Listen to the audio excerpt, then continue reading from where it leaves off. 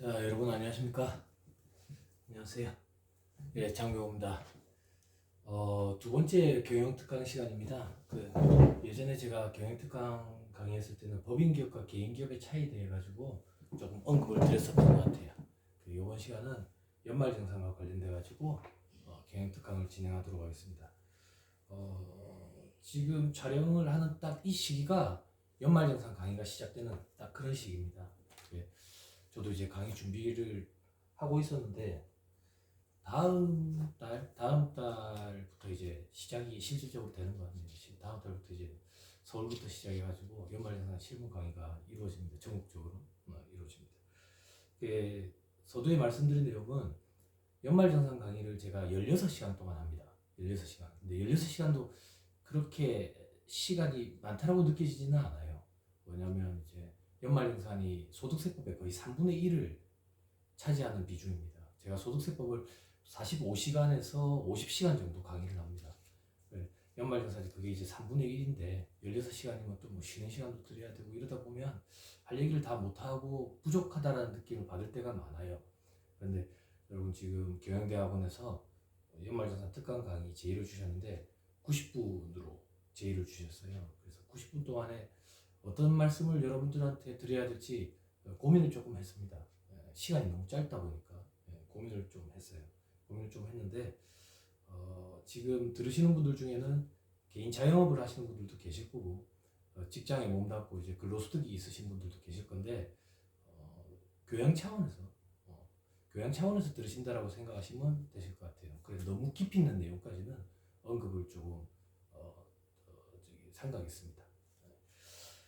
PPT를 만들어가지고 지금 빔을 쏘는데 전자칠판에 빔을 쏘아가지고 강의를 촬영을 했는데 사실 제가 지금 이 강의가 촬영이 두 번째입니다. 첫 번째 촬영분이 편집을 하는데 너무 조금 마음에 안 들어가지고 부랴부랴 다시 찍고 있습니다. 자, 보시죠. 이제 목차는 제가 종합소득세, 종합소득공제, 세액공제 이렇게 잡아놨어요. 그러니까 소득세법의 3분의 1이 넘는 부분을 차지하는 게 연말정산이기 때문에 종소세, 소득세법 얘기를 아예 안 할 수가 없습니다. 그래서 소득세법 얘기를 조금 할 거고, 그리고 소득공제, 세액공제 여러분들 관심 있는 그런 파트로 진행하도록 하겠습니다. 자, 종합소득세 개요이라고 이렇게 돼 있죠. 개요라고 돼 있는데 이렇게 생각하시면 됩니다. 종합소득, 종합이라는 말이 붙었죠. 종합이라는 말이 붙었다는 얘기 자체가 소득이 여러 가지인데 그걸 다 합쳐가지고 과세한다 이렇게 생각하시면 됩니다. 그래서 그 여러 가지 소득, 먼저 이거부터 말씀을 드릴까요? 법인세와 소득세의 가장 큰 차이점은 법인세는 소련말로 순자산 증가설 포괄주의 과세원칙 이렇게 표현을 합니다. 그게 어떤 얘기냐면 소득이 발생하면 어떤 원천이든 상관없이 무조건 다 과세를 하겠다. 이게 법인세법의 입장입니다. 그와 반대로 소득세법은 소득 원천설, 열거주의 과세원칙에 입각해 있다라고 표현을 합니다. 그건 어떤 얘기냐? 소득이 발생했다고 해서 무조건 다 과세하는 게 아니라 소득이 어떤 원천에서 발생했는지 그걸 따져보겠다. 그래서 소득세법에서 얘기하는 그 원천에서 발생한 소득에 대해서만 과세를 하겠다. 이게 소득 원천설입니다. 그러면 어떤 원천에서 발생된 소득에 대해서 과세할 거냐? 그건 세법에서 일일이 다 열거해 놓고 있습니다. 이러이러한 원천에서 발생한 소득에 대해서는 과세 대상이 된다라고. 그걸 그래서 열거주의 과세원칙 이렇게 표현을 해요. 아무튼 간에 소득세법에서 그 원천이 되는 소득을 여러 가지로 열거해 놓고 있는데 그 열거해 놓은 소득이 이자, 배당, 사업, 근로, 연금, 기타, 퇴직, 양도소득이 있어요. 그 중에서 종합소득, 퇴직소득, 양도소득 이렇게 구분한다. 그러면 이자, 배당, 사업, 근로, 연금, 기타 소득은 종합소득으로 하나로 묶어서 과세를 하겠다는 얘기고 퇴직소득과 양도소득은 별도로 따로 분류해가지고 과세를 하겠다. 이런 입장입니다. 그러면 도대체 왜 이자, 배당, 사업, 근로, 연금, 기타 소득은 합산해가지고 과세를 하고 퇴직, 양도소득은 별도로 하느냐? 소득이 발생할 형태, 그리고 빈번함, 빈도수 이런 부분에서 차이가 난다라고 보는 거예요. 이자, 배당, 사업, 근로, 연금, 기타 소득은 매년 발생할 개연성이 있지만 퇴직소득과 양도소득 같은 경우에는 수년간 누적된 소득이 한 번에 팍 실현되는 그런 형태의 소득이다. 그래서 별도로 나눠가지고 구분을 해서 과세하겠다. 이런 걸 소련 말로 분류과세 이렇게 표현합니다. 분류과세. 아무튼 간에 여러분들은 이렇게 생각하시면 됩니다. 아, 종합소득세, 종합소득, 퇴직소득, 양도소득은 과세하는 체계, 세금을 계산하는 구조가 다르구나. 그래서 따로 과세하는구나. 이렇게 생각하시면 편하실 것 같아요. 다시.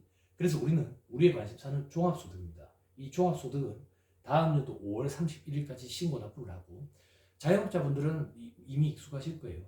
다음 연도 5월이 되면 5월 말까지 종합소득세 신고, 종소세 신고한다고 표현하죠. 그 종소세 신고를 의미하는 겁니다. 자, 계산 구조를 잠깐만 살펴볼게요.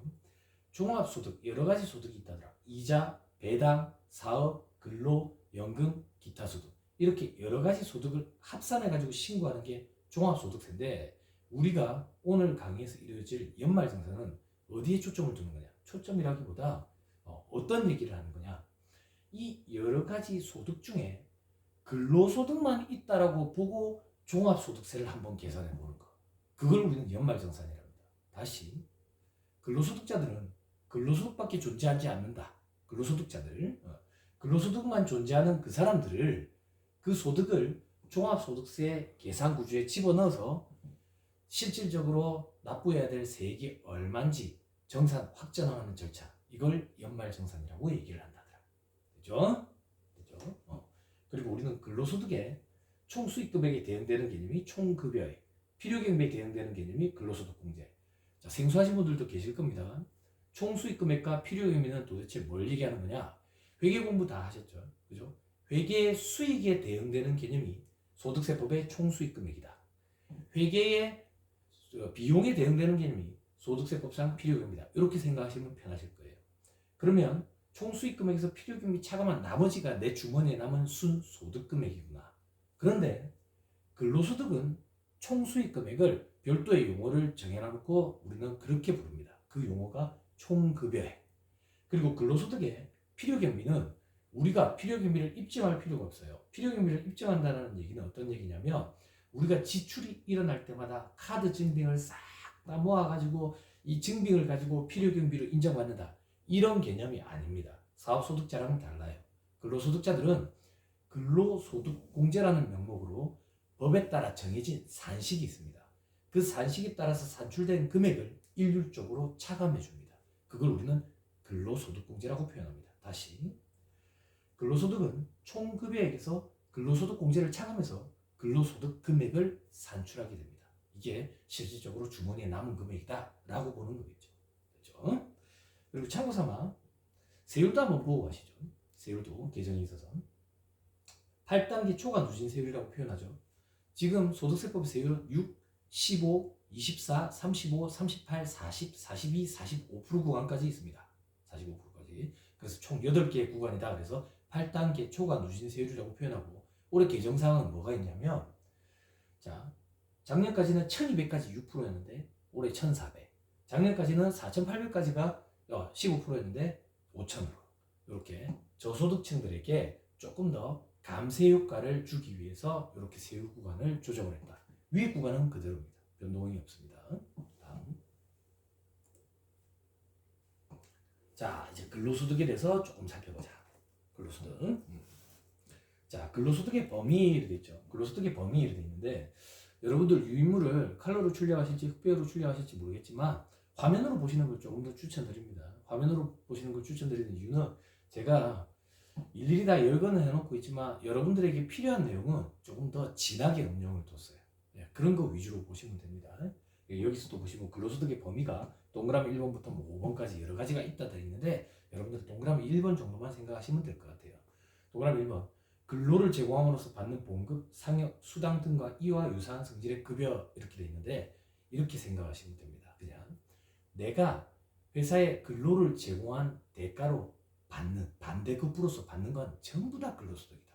전부 다 근로소득이다. 이게 무슨 말입니까? 돈뿐만 아니라 현물로 받는 것도 다 근로소득이다. 예를 들어 볼게요. 생일 때 생일 선물 받았다. 상품권이 됐든 현물로 받았든 계획이 됐든 전부 다 근로소득입니다. 명절 때 선물 받은 거 다 근로소득입니다. 요즘 대기업체들은 포인트를 쌓아줘가지고 대기업체 자체 사이트에서 명절 선물을 자기가 본인이 선택할 수 있도록 되어 있습니다.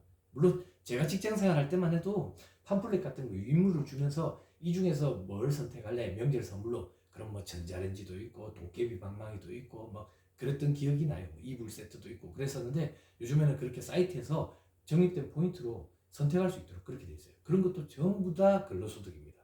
또 어떤 게 있는데 장기 근속 보상. 예전에는 장기 근속 보상 그러면은 뭐 10년에서 15년 정도 근속했다 그러면 그만량을 줬습니다. 그러니까 갑자기 생각이 나는데 오늘 아침에 뉴스 기사를 보는데 여러분 금이 지금 한돈에 40만 원이 넘는데요.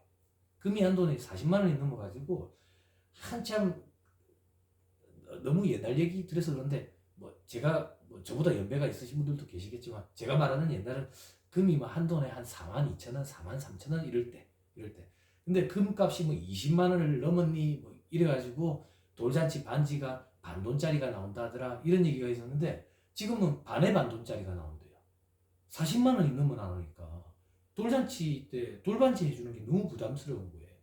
그래서 저도 금값이 한창 치솟을 때 애기들 돌잔치 할 때 보니까 가족들이나 돌잔치 때 돌반지를 해주지 지인분들 초대해 가지고 오시는 지인분들은 돌반지 하시는 게 부담스러운 게 사실인 것 같더라고요.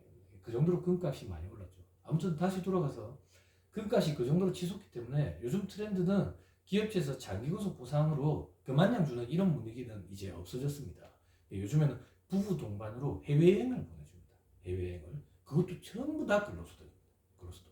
또 어떤 것들이 근로소득인데 회사에 할인받는 금액, 회사의 임직원들이 할인받는 금액, 이런 것들도 전부 다 근로소득입니다. 여러분들 중에 의문을 품으시는 분들 계실 거예요. 내 친척 지인들 중에 회사에서 뭐 회사 물품을 사는데 할인해 주는데 근로소득으로 안 잡히는 것 같은데 세금 안 내는 것 같은데 그런 케이스도 있습니다. 그런 케이스 몇 가지만 언급을 드리면 현대자동차 임직원들 뭐 근속 연수에 따라 가지고 뭐 많게는 30%까지 자동차 할인을 해주죠. 또 어떤 게 있지? 각종 대형 마트들 있죠. 대형 마트들 보면 그 임직원들 쇼핑할 수 있는 시간을 한 30분 정도 줍니다. 저녁 시간에. 그냥 뭐 지나게나 저기 구매할 수 있도록 하면 일반 고객들이랑 마찰이 벌어질 수가 있다. 그래서 일반 고객들이 계산할 때 볼 거 아닙니까? 그죠? 그래서 임직원들이 그 구매할 수 있는 시간을 주는데 그때 그 할인하는 금액 원칙적으로는 전부 다 근로소득입니다. 다만 대법원 판례가 있어요. 이것 때문에 소송이 붙은 적이 있는 거예요. 대법원 판례에 사회통념상 타당한 범위 내에 임직원에게 할인해주는 금액은 그냥 복리후생비로 보겠다라는 판례가 있어요. 그래서 근로소득 과세가 안 되고 있는 그런 형태도 있긴 합니다만 원칙적으로 내가 근로 제공을 해주고 반대급부로 받는 건 전부 다 근로소득이다. 이렇게 생각하시면 됩니다. 그렇죠? 그 정도 얘기하시죠. 자, 그리고 밑에 2.1에 근로소득으로 보는 것도 있죠. 근로소득으로 보는 거. 다시 나오네요. 고용관계 등으로 얻는 이익은 전부 다 근로소득이다. 됐죠? 자, 동그라미 1번에 주택을 제공받음으로써 얻는 이익, 주택자금 대여의 이익, 뭐 보험료 대납액 뭐 이런 것들이 있는데 동그라미 1번에 주택 제공받음으로써 얻는 이익, 이거는 여러분들 착각하시면 안 됩니다. 회사 사택을 얘기하는 게 아닙니다. 회사 사택은 회사의 임직원들, 호롤단신인 임직원들의 복지 차원에서 해주는 거예요. 그래서 이런 걸 얘기하는 게 아니라 여기서 말하는 근로소득으로 본다라는 주택 제공 이익은 회사의 임직원들이 전세를 넣는 거예요. 집을 전세를 구하는 거예요. 근데 회사에서 그 전세 자금을 빌려줬다. 무이자로. 혹은 회사의 임직원이 집을 취득을 해. 집을 취득을 하는데 그 취득을 하는 비용을 회사에서 무이자로 빌려줬다. 그런 경우를 얘기하는 거예요. 그런 경우에는 조금 복잡하지만 이 임직원들이 전세 자금이라든지 주택 구입 자금을 은행에서 빌려왔으면 이자를 줬을 거 아닙니까? 그죠? 근데 회사에서 빌려올 때 이자를 안 줬다. 그 이자 부분만큼 근로소득으로 잡는 그런 규정이 있습니다. 이건 법인세법이랑 약간 연동되기 때문에 그 정도만 소개해드리고 말게요. 네? 자, 그리고 동그라미 2번에 보험료 대납액, 기밀비, 교재비, 판공비 등 돼 있는데 보험료 대납액은 이런 얘기입니다. 보험 수익자가 임직원인 거예요. 근데 보험료는 회사에서 내주는 거죠. 그죠? 이것도 회사에서 임직원한테 돈을 줘가지고 보험료를 납부한 것처럼 보겠다 그 얘기예요. 그래서 근로소득으로 봅니다. 물론 예외도 있습니다. 네. 임직원들이 일을 하다 보면 뭐 이런저런 이제 불상사가 생길 수도 있죠. 그거에 대비해 가지고 연간 70만 원까지는 근로소득으로 보지 않는 그런 규정이 있는데 그런 것도 있다 하더라. 참고 삼아. 그리고 기밀비, 교재비, 판공비 이런 거는 기밀비를 별도로 지급을 했다든지 판공비 형태로 임원한테 지급을 했다든지 명칭 이런 거 상관없습니다. 무조건 다 근로소득입니다. 각종 수당들 다 근로소득입니다. 됐죠? 그 정도 보시면 됩니다. 넘어갑니다. 자, 근로소득으로 보지 않는 것. 사회통념상 타당하다고 인정되는 범위 내의 경조사비 예외돼 있죠. 회사에서 직원들 경조사비를 지원을 해줬다고. 그러면 이건 근로소득으로 보지 않는다 그 얘기예요. 근데 물론 범위가 사회통념상 타당한 범위 내의 금액이어야 된다. 그럼 도대체 사회통념상 타당한 범위 내라는 금액이 얼마냐 이거야. 이걸 주변에 물어보면 다들 뭐라고 대답하느냐. 10만 원 이래 얘기합니다. 그런데 10년 전에도 10만 원, 20년 전에도 10만 원이라고 답했어요. 즉 사회통념상 타당한 범위라는 것은 칼로 무자르듯이 딱 경계, 획일화된 임계치가 존재할 수가 없어요. 애매모호하다 그 얘기죠. 그렇죠? 그리고 동그라미 2번은 퇴직급여로 지급되기 위해서 적립되는 급여라고 되어 있는데 회사의 임직원들이 1년씩 근속할 때마다 퇴직금을 쌓아주죠. 그건 근로소득이 아니다 그 얘기예요. 나중에 실질적으로 이 사람이 퇴사할 때 퇴직금으로 받아갈 때 그때 퇴직소득세라는 걸 내게 됩니다. 그렇죠? 근로소득이 아니다. 퇴직소득이다 그 얘기예요. 자, 그리고 3번으로 넘어갑니다. 비과세 근로소득. 자, 비과세 근로소득은 과세를 안 하겠다 그 얘기예요. 과세를 안 하겠다. 첫 번째, 근로 제공으로 인한 부상 등으로 받는 배상, 보상, 위자의 성질이 있는 급여가 되어 있죠. 그죠? 회사의 임직원들이 일하다 보면 다칠 수도 있겠죠. 다쳤을 때 이제 보상 명목으로 지급하는 급여. 그런 것까지 과세하면 되겠습니까? 그죠? 그래서 비과세를 한다더라. 바로 이번에 학교나 직업능력개발훈련시설에 학자금도 있죠. 회사의 임직원들이 교육을 받으러 간다. 그때 회사에서 학자금 대주는 거 있죠. 그건 비과세를 하겠다 그 얘기예요. 그런데 주의하셔야 될 게 비과세 규정, 비과세 요건을 충족을 해야 돼요. 요건을 충족 못하면 근로소득으로 과세가 됩니다. 그 요건이 어떻게 되느냐? 듣고 올리십시오. 업무와 관련 있는 교육이어야 되고 회사의 지급 기준에 따라서 지급이 이루어져야 되고 그리고 그 교육기간이 6개월 이상이면 교육기간을 초과해가지고 나중에 다시 근속해야 되는 것을 조건으로 해야 돼. 그 기간을 충족을 못하면 교육비를 다시 회사에 납부를 해야 된다. 이런 조건일 때만 학자금이 비과세가 됩니다. 그 비과세 요건 중에 제일 중요한 게 업무와 관련 있는 교육이어야 된다 그 얘기예요. 그래서 회사의 임직원들이 토익 학원을 간다, 영어 회화학원, 중국어 회화학원을 간다 이런 거 학자금 대주는 건 전부 다 근로소득입니다. 비과세되지 않습니다. 그러면 도대체 업무와 관련 있는 교육이 뭐가 있겠습니까? 일반 기업체에 근속해 보신 분들은 아실 건데 우리 보통 헤드쿼터 부서라고 부르죠. 그죠? 기획, 인사, 총무, 재무, 재경, 영업 이런 부서에 과장급 정도 되면 한참 트렌드였는데 MBA를 보내줍니다. MBA. 그때 막 지나게나 MBA 이래가지고 우리나라에서도 막 각종 대학들마다 MBA 과정을 개설하고 그랬죠. 그죠? 돈이 되니까 해외에 MBA 졸업하려면 2억에서 3억 정도 든다니까 국내에서 이제 돈이 된다라고 생각하고 각 대학들마다 MBA 과정을 개설을 했죠. 그런데 기간은 너무 긴 거죠. 근데 돈은 벌어야 되겠죠. 그래서 MBA 과정을 4개월짜리 이런 것들을 많이 열었어요. 기업체랑 연결을 해가지고 그런 데 보내줍니다. 그런 교육이 비과세가 된다 그 얘기예요. 회사에서 지원해주는 돈. 그렇죠? 업무와 관련이 있어야 되는 조건이 있다 보니까 MBA 과정은 대부분 다 헤드쿼터 부서들만 그렇게 가는 거죠.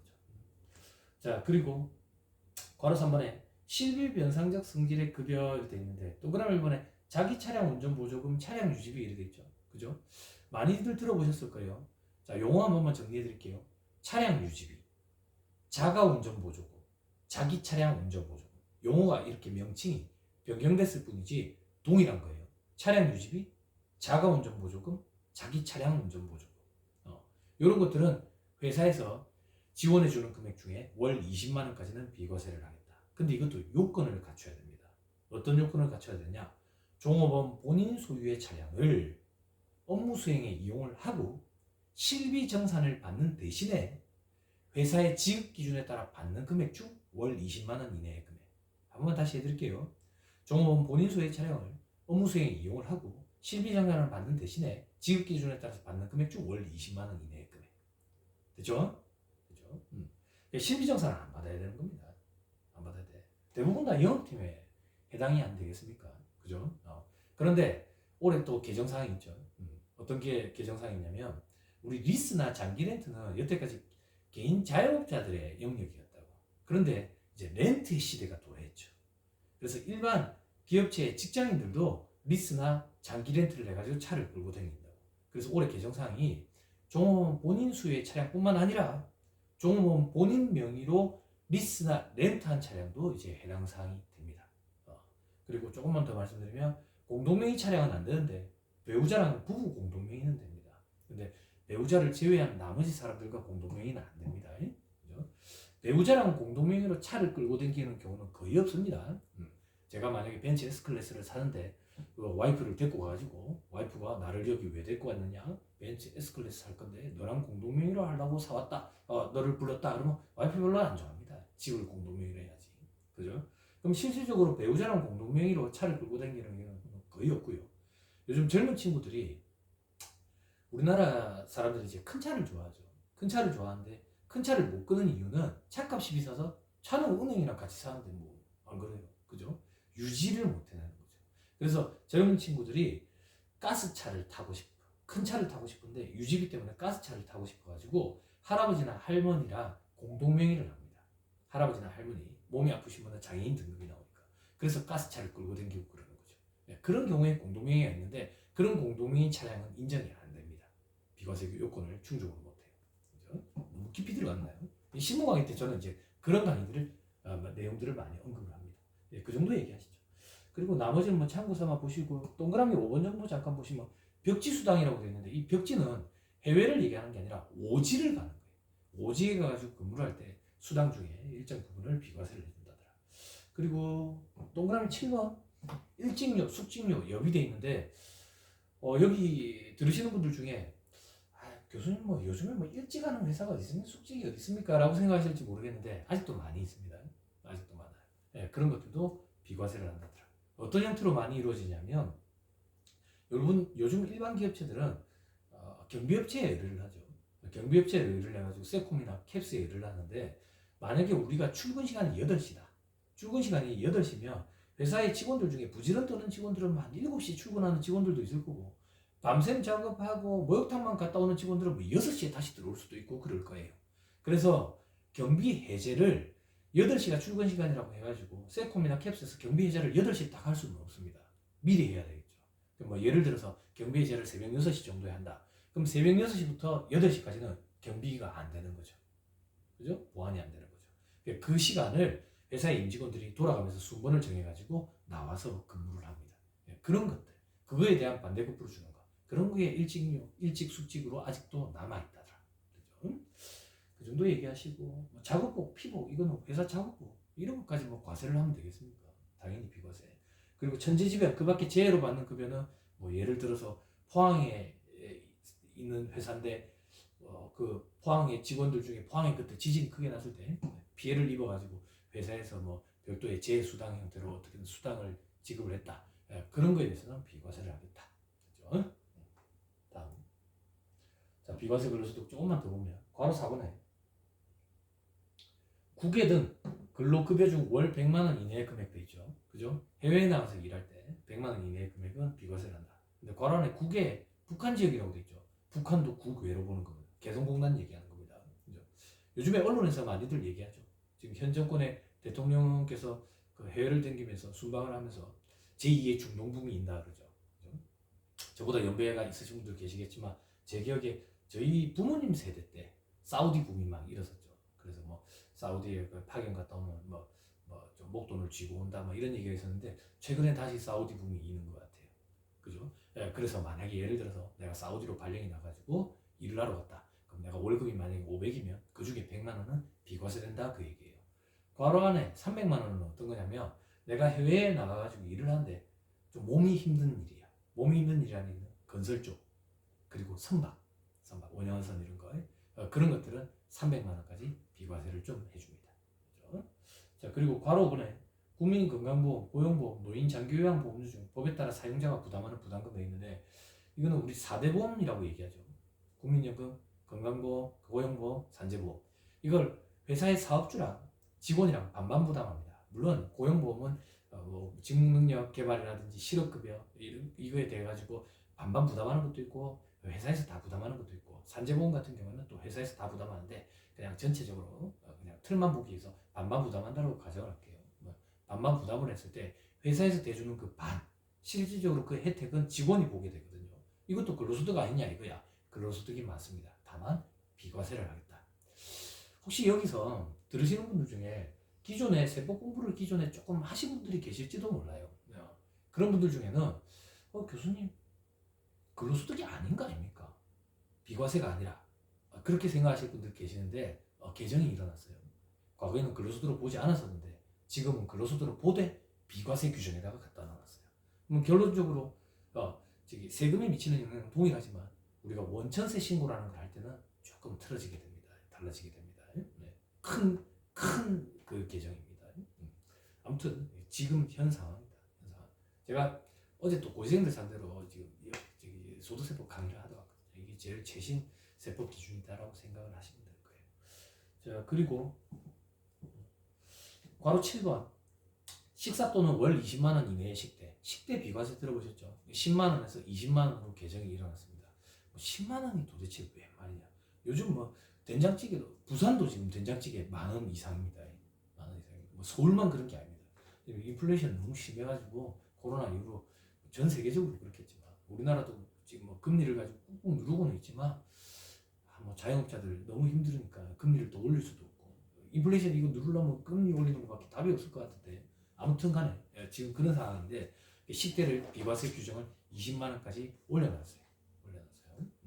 그리고 괄호 8번에 월 10만 원 이하의 출산 보육비 돼 있는데 만약에 뭐 6세 이하 자녀를 양육한다든지 혹은 올해 출산을 했다든지 그런 경우에 회사에서 출산 보육비로 지급해주는 금액이 있으면 그 중에 10만 원은 비과세를 하는 그런 규정들이 있다.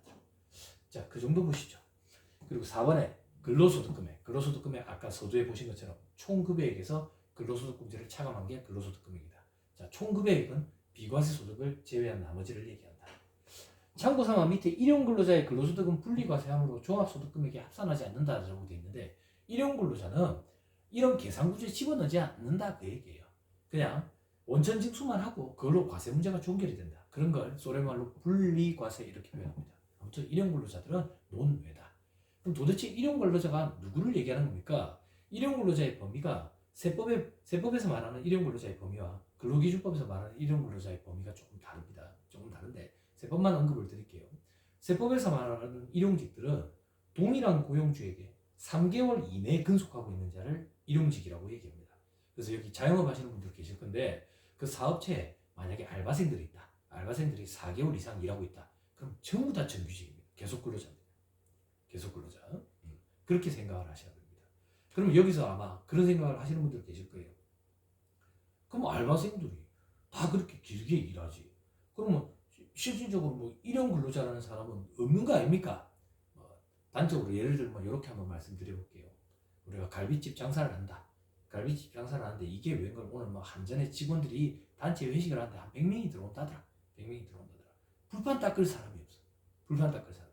근데 길을 가다 보니까 옆집 아줌마가 집에서 놀고 있다네. 오늘 와가지고 오늘 불판 닦는 거 알바하러 하려합니까? 얼마 쳐줄게. 이런 게 일용직이다라고 생각을 하셔야 돼요. 계속 되고 있는 친구들은 다 정규직입니다. 계속 근로자. 그렇죠? 그 정도 보시죠.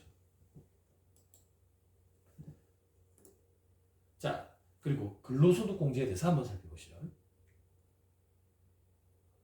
자, 근로소득 공제는 법에 정해진 산식에 따라 일률적으로 그냥 차감해 준다 그랬죠. 그게 근로소득 공제입니다. 그죠? 제가 일부러 흐릿하게 했습니다. 흐릿하게. 여러분들 너무 신경 안 쓰셔도 된다 그 얘기예요. 뭐 500만 원까지는 뭐 70%, 뭐 40%, 15%, 5%, 2% 이런 규정이 있다 하더라. 그런데 한도를 보시면 2천만 원이라고 되어 있죠. 근로소득 공제는 과거에 한도 없이 공제를 다 해줬습니다. 근데 한 3, 4년 된 것 같아요. 이 규정이 들어온 게. 한도는 이제 2천만 원이라는 한도 규정이 생겼어요. 이 한도 2천만 원에 걸리려면 차감하기 전 금액인 총 금액이 3억 6,250이면 한도 2천원에 딱 걸리게 됩니다. 웃으시는 분들 계실 거예요. 3억 6,250이 웬 말이냐. 저기 뭐 임원들은 연봉이 억대 연봉이니까 그 정도 됩니다. 물론 뭐 임원이라고 해서 뭐 다 뭐 이사 뭐 상무 정도까지는 뭐 3억이 넘기는 솔직히 쉽지가 않죠. 그죠? 요즘 뭐 중소기업체 같은 경우에는 뭐 이사 임원을 달아도 뭐 연봉이 1억이 안 되는 경우도 뭐 허다하고요. 그죠? 대기업체인 경우에는 전무급 이상 올라가면 한 3억은 찍는 것 같아요. 판공비라든지 이런 것들이 제법 나오니까. 제가 직장 생활을 하던 그 시기에는 사장 부사장급만 3억이 좀 넘었던 것 같아요. 죄송합니다. 너무 예전 얘기를 2007년 얘기입니다. 너무 예전 얘기죠. 요즘에는 연봉이 많이 인플레 돼가지고 많이 받을 겁니다. 자, 밑에 이제 수입 시기에 되죠. 수입 시기. 수입 시기는 뭘 얘기하는 거냐면, 자, 2010년에 근로소득이냐, 2011년에 근로소득이냐, 2020년에 근로소득이냐, 귀속 시기를 따져보는 거. 그래서 수입 시기 규정이 있습니다. 근로소득의 수입 시기는 근로를 제공한 날이 속하는 사업년도에 귀속이 된다. 이렇게 생각하시면 편할 것 같아요. 그럼 여담삼아 하나만 말씀드리면, 이런 게 문제가 되는 거예요. 어떤 게 문제가 되는데, 근로소득의 귀속 시기, 수입 시기는 근로를 제공한 날이 속하는 사업년도에 귀속이 되거든. 그래서 2022년에 근로를 제공했기 때문에 받는 급여에 대해서는 2023년에 이미 연말정산이 끝났어. 언제? 조금 이따 공부하겠지만 2월분 급여를 지급할 때 연말정산을 합니다. 근데 문제가 생기는 거예요. 어떤 문제가 생기는데 3월에 성과급이 나와요. 일반적으로 기업체에서 임원들은 1월에 성과급이 지급이 되고요. 나머지 직원들은 3월 정도에 성과급이 지급이 됩니다. 평가를 해가지고 산정을 해야 될 거 아닙니까? 그죠? 임원들은 그룹 자체에서 내려줍니다. 성과급을 산정을 해가지고. 직원들은 3월 정도의 성과급이 지급이 되는데, 그럼 문제가 뭐냐면 성과급이라는 거는 작년에 일을 열심히 해서 성과를 냈기 때문에 지급하는 거 아닙니까? 그죠? 그럼 작년에 일을 했기 때문에 지급하는 거니까 근로를 제공한 사업년도인 작년 2022년에 기속되는 근로소득이 된다 그 얘기예요. 근데 우리는 2022년에 기속되는 근로소득에 대해서 2023년 2월에 연말정산으로 확정을 다 지었는데 3월에 다시 성과급을 지급해버리면 2022년에 기속되는 근로소득이 변경이 생기게 되죠. 그러면 연말정산 담당자들이 연말정산을 한 번 더 돌려야 되는 그런 불상사가 발생하게 돼요. 그죠? 그래서 일반적으로 기업체에서는 어떻게 하느냐? 세법 규정에 성과급을 지급을 할 때 계량적 요소까지 포함해서 직급별로 차등 지급하면 지급하는 사업년도에 기속하도록 되어 있어요. 즉, 직급별로 성과급을 차등 지급하게 되면 2022년에 기속되는 게 아니라 2023년에 기속을 시킨다. 그러면 연말정산을 2번 돌릴 일이 없겠죠. 그죠? 실질적으로 그렇게 많이 이루어집니다. 교수님, 만약에 일괄적으로 지급하면 어떻게 됩니까? 직급에 상관없이 30만원, 30만원, 50만원이면 50만원 이렇게 일률적으로 지급하면 어떻게 됩니까? 그러면 작년에 기속이 됩니다. 그럼 연말정산을 2번 돌려야 되는 거예요. 그래서 일반 기업체에서는 일률적으로 지급하게 되는 경우에는 성과급이라는 표현을 안 씁니다. 성과급이라는 표현을 안 쓰고 생산성 향상 장려금 이런 표현을 써가지고 2023년도에 기속을 시키죠. 그렇게 실무적으로 이루어집니다. 참고서가 들어놓으시면 되고요. 그 정도 보시죠.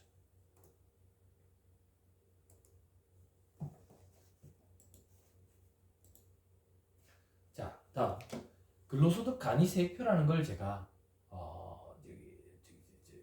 첨부를 해놨습니다. 자, 여기서부터가 연말정산과 관련되는 얘기들이 좀 시작되는 겁니다. 연말정산은 결론적으로 작년 2022년을 예를 듭시다.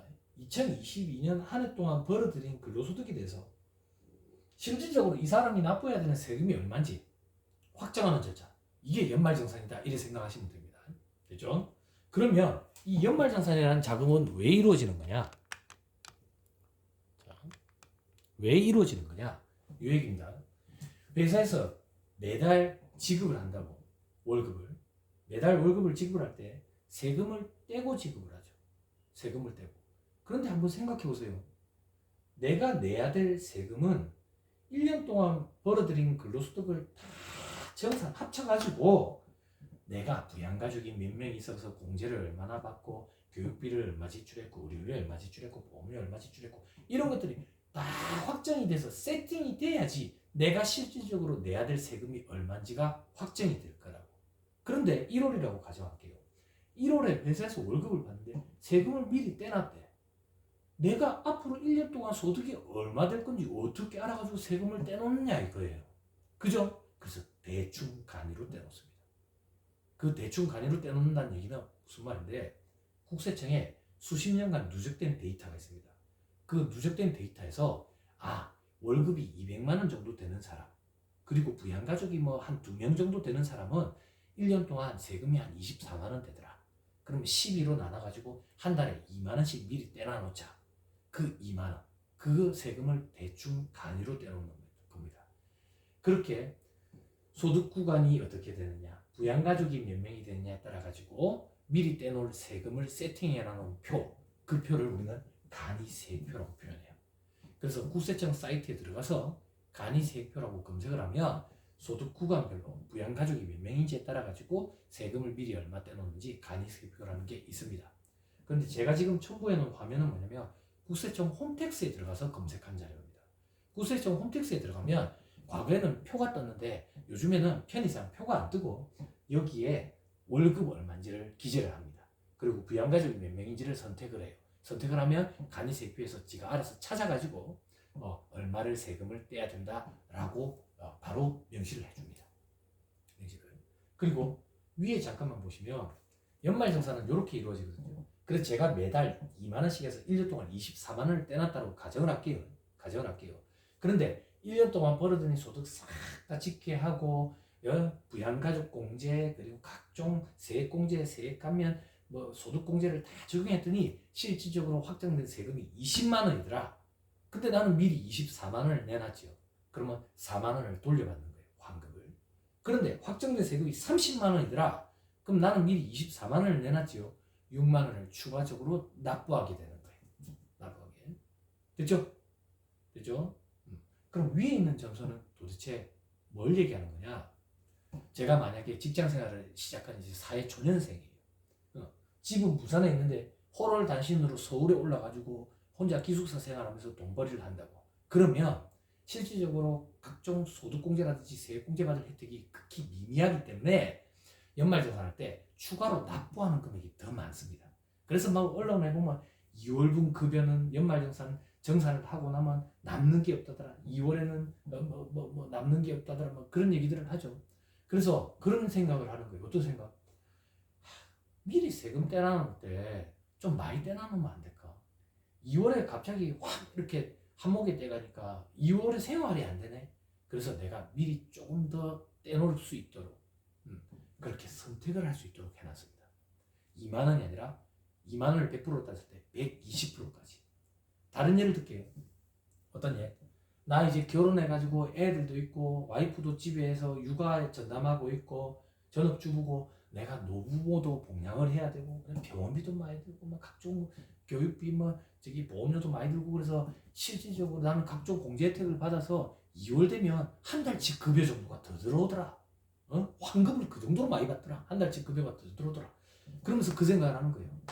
한 달치 급여 더 들어오니까 어차피 내가 돌려받는 금액이 맞긴 한데 꽁돈 같은 느낌도 들고 좋긴 한데 애초에 매달 세금 뺄 때 차라리 조금 덜 떼면 안 될까? 그런 경우는 80%만 뗄 수 있도록 이렇게 선택할 수 있도록 되어 있습니다. 그래서 일반 대기업체에서는 직원들 연봉 협상을 할 때 밑에 선택사항으로 이걸 기재해 놓습니다. 제가 알고 있기로는 이 선택사항 기재 안 하면 법에 어긋나는 걸로 알고 있어요. 그래서 일반적으로는 대부분 다 100% 하는데 120%를 선택하는 친구도 있고 80%를 선택하는 친구도 있을 거예요. 100%, 80%, 120% 중에 선택할 수 있도록 되어 있습니다. 그래서 간이세표를 한번 참고를 해놔봤어요. 넘어갑니다. 자, 이제 근로소득의 과세방법. 상용근로자라고 되어 있죠. 계속근로자라고 생각하시면 됩니다. 요것만 언급을 할 거다. 아까 일용근로자는 이미 벗겨내버렸어요. 분리과세라는 걸로 과세 문제가 종결되니까 신경 쓸 필요 없다. 그럼 상용근로자들은 방금 소개해드린 것처럼 1월부터 12월까지 간이세표에 따라서 미리 떼놓는다고. 임의로. 그때 예를 들게요. 경우 1, 500만 원을 미리 떼놨다고 볼게. 경우 2는 800만 원을 미리 떼놨어. 그리고 이 연말정산 작업은 다음 연도 2월분 급여를 지급할 때 이루어집니다. 2월분 급여를 지급할 때 연말정산이 이루어지고 만약 이 직원이 근로소득 말고 타소득이 또 있더라. 혹은 다른 회사에서 또 투잡을 해가지고 버는 근로소득이 있더라. 이런 경우에는 5월에 종합소득세 확정신고라는 걸 해야 됩니다. 확정신고. 근데 만약에 이 회사에서 연말정산을 했는데 이 회사에서 벌어들이는 근로소득 말고 다른 소득이 없더라. 그러면 5월에 확정신고를 안 해도 됩니다. 왜 안 해도 되냐? 2월에 이미 종소세 확정신고를 한 것처럼 봐줘요. 그건 도대체 무슨 말인데, 종합소득세 신고 구조에서 근로소득만 있다라고 보고 신고하는 게 연말정산이라고 그랬잖아. 그럼 다소득이 없으면 신고를 이미 한 거지. 그래서 5월에 종합소득세 확정신고 의무가 없습니다. 자, 500과 800이라는 숫자 머릿속에 잠깐만 담아두고요. 넘어갑니다. 자, 연말정산합니다. 1년치 총 급여 기준으로 해가 근로소득 금액 계산하고 각종 소득공제 혜택, 세액공제 혜택 이런 걸 다 적용을 했더니 실질적으로 얘가 납부해야 될 세금이 600이래. 600. 그런데 경우 1은 미리 내놔놓은 게 500이죠. 그래서 100만 원을 추가 납부하게 되는 거예요. 2월분 급여 지급할 때. 그죠? 그리고 경우 2는 미리 내놔놓은 게 800이죠. 그래서 200만 원을 돌려받게 되는 거죠. 그죠? 그래서 1년치 총 소득을 가지고 실질적으로 납부해야 될 세금이 얼마인지 그걸 확정을 짓고 여태까지 미리 내놓은 세금이랑 비교를 해서 더 낼 건지 돌려받을 건지 이거 정산하는 절차. 그게 연말정산이다. 그 얘기. 됐죠? 이게 끝입니다. 연말정산 끝입니다. 됐죠? 자, 잠깐 끊었다가 다음 시간부터는 각종 소득공제 혜택, 세액공제 혜택에 대해서 한번 살펴보시죠. 잠깐 끊었다가 하겠습니다.